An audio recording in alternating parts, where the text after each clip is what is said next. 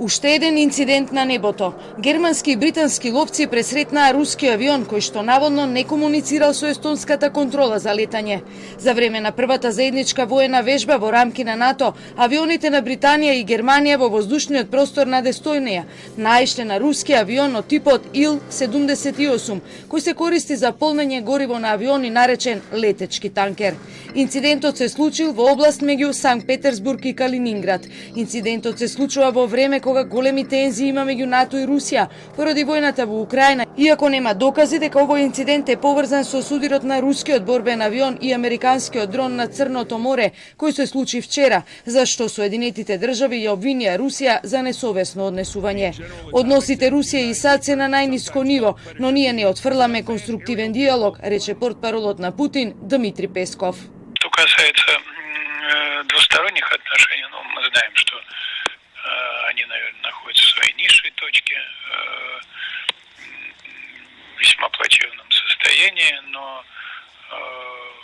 разумеется, каждая из стран будет отстаивать свои интересы в диалоге. Но при этом Россия никогда не отказывалась от конструктивного диалога, не отказывается и сейчас.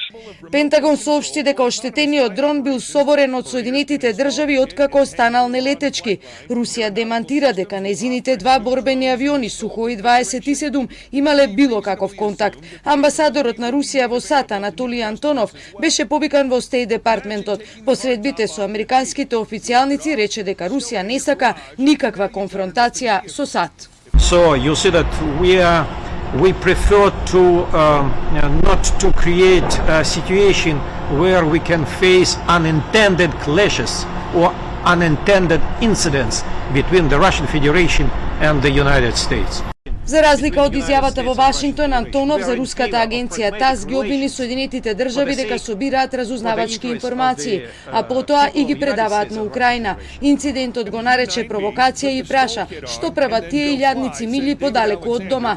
Украина пак ја обвини Русија дека сака да ја прошири зоната на конфликти. Портпаролот на Пентагон Пат Рајдер пред новинарите кажа дека судирот најверојатно го оштетил и рускиот авион. What we saw again were fighter aircraft dumping fuel in front of this UAV and then getting so close to the aircraft that it actually damaged the propeller on the MQ-9. We assess that it likely caused some damage to the Russian aircraft as well.